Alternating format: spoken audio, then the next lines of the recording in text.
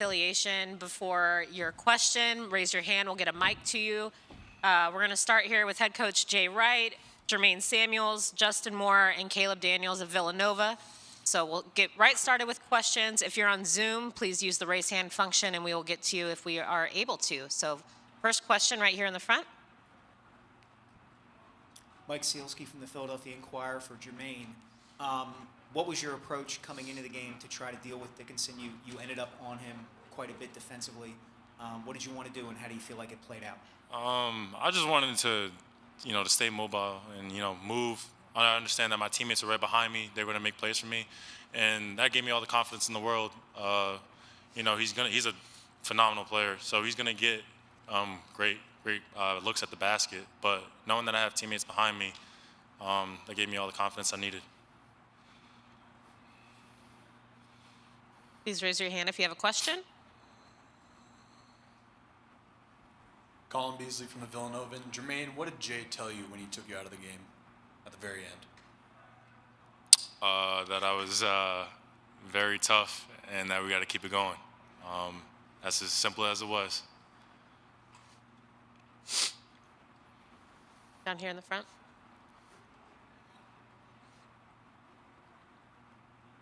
Jay, what did you tell Jermaine when you took him out of the game? Basically the same thing. Just that I was proud of his toughness, and we got more work to do. Down here in the front. Mike Jensen, Philadelphia Inquirer. Caleb, what got you going in the second half? Just knowing that my brothers are going to find me on the perimeter, and just constantly being on attack for 40 minutes. That pretty much started defensively.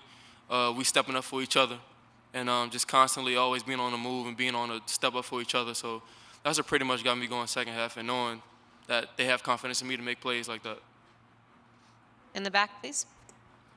Raul Flores, AP Radio. To any one of the three of the players, what did y'all do differently defensively? The score might not necessarily indicate that, but it just seemed like y'all put a little bit more pressure defensively. Just speak on that. Yeah, I think we just tried to pressure the ball a little bit more, not let it get into the paint for post-ups as easy, and just being tough and physical in the scoring area. We know they like to drive and get in the paint, pressuring them and making them take tough shots.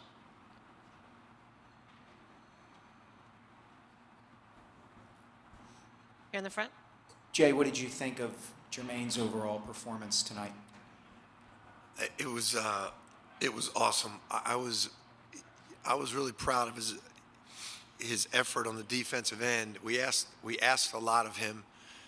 On the defensive end, guarding Dickinson a lot, but then on the offensive end, we were trying to move Dickinson around, which it sounds good, unless you're the guy that's got to do it. If you're the guy that's got to do it, you're running around, setting screens, cutting to make him follow you. So we were really concerned. One time he never wants to come out. One time he said, I gotta take a blow. So it was a balance. Eric did it for some part of the night, but mostly it was Jermaine, and that was a gutty effort, man. I know he's exhausted. Jermaine, how were you able to stay out of foul trouble despite being matched up with Dickinson almost all game?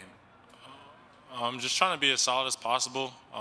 We work on habits every day in practice, that give us the best chance to, not get fouls. And just also, he's going to find the ball at some point. He's going to get the ball at some point. You just try to make it as difficult as possible. And then once he gets the ball, you just try to be as solid as possible, know that you have help behind you, and try to make him take a contested shot. Brendan Quinn from the Athletic. Jay, kind of on that, it'll be said Michigan missed a bunch of layups and missed bunnies, blah, blah, blah. But how much of it, in your opinion, was the fact that, on initial contact, your guys weren't really backing down? They were kind of right in there.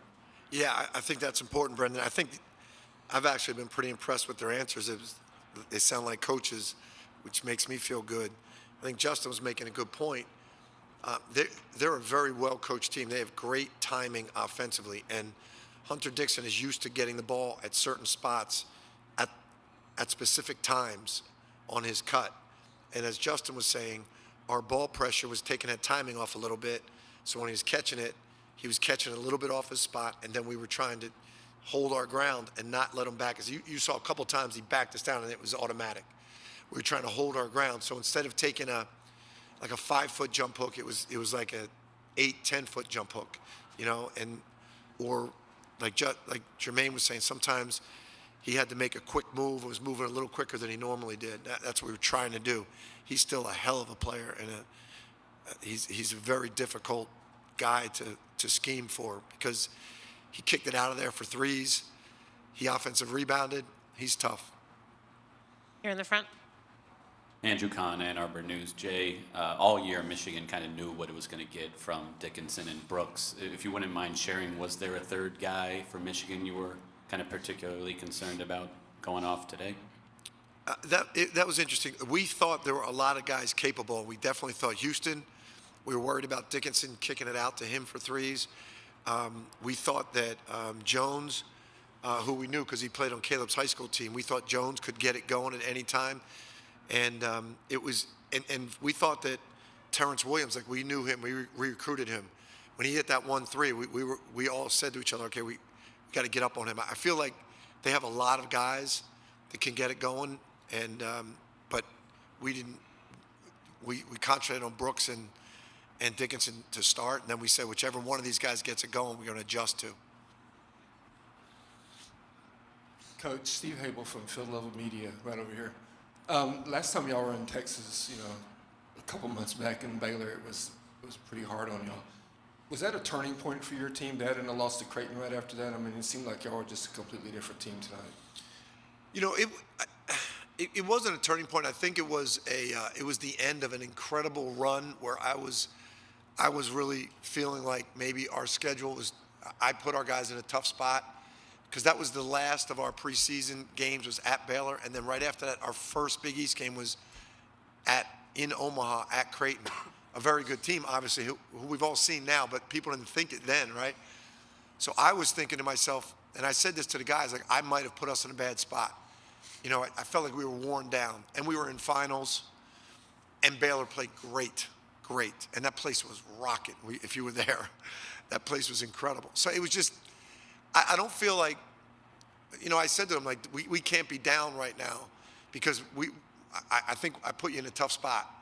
And we battled. We never gave up in that Baylor game.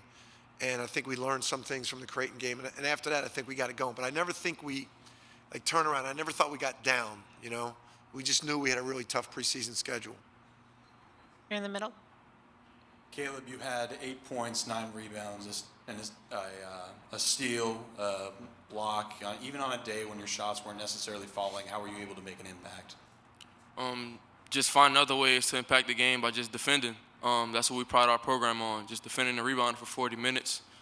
We don't care if our shots go in or if our offense is even flowing nice. We just care about getting stops. And that's one thing that I take pride in as well. So I just wanted to come out second half and just come out and get stops and just defend the rebound for 40 minutes. Jay, Dan Walken from USA Today. Caleb went on his little run there right when Eli Brooks was starting to make some shots. When you're in these kinds of games, how important is it to get a couple, baskets at the rim when frankly you're just not getting a whole lot throughout most of the game there? Yeah, that was huge because we have a saying: shoot 'em up, sleep in the streets. We're okay with if we got open shots, we got open threes, and we miss them, and we got to go home because we missed them. We're okay with that.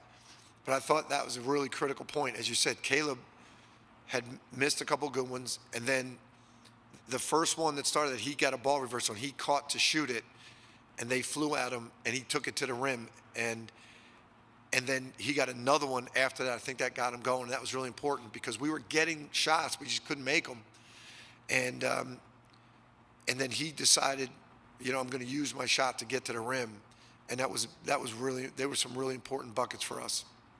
All right, we're going to go to Zoom. We have a question, Ann. Next question comes from David with the Philly Sports Blitz. David, unmute your microphone and ask your question.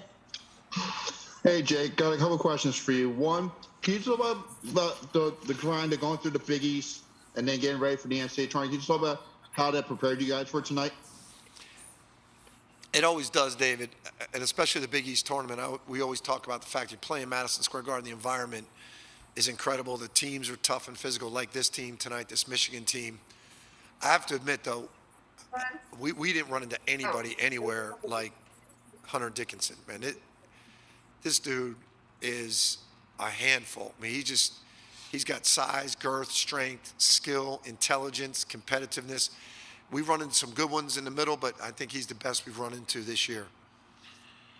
And how can you guys build off tonight going into the Elite Eight on Saturday? We got to. I think we're beyond building, David. I think we got to go rest. We're beat up. We got to rest up. We can learn a little bit watching film. It's about surviving now. Like we got to rest up and learn a little bit by film, and then come out and be intelligent against whoever we're playing against, because we know we got a great team, whoever it's going to be.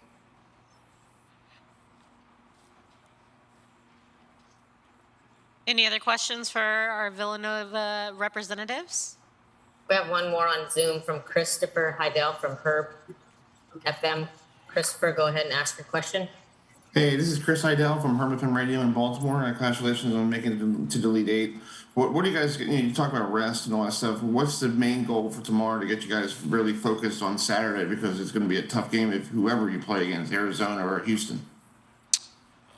I think it's all about first and foremost taking care of our bodies, hydrating, getting the proper sleep, and then just doing whatever we can to keep our bodies in check. Stretching, ice, cold tubs, whatever it takes to make sure that we're ready to play and ready to play at our full potential. All right, that's all the time we have for our Villanova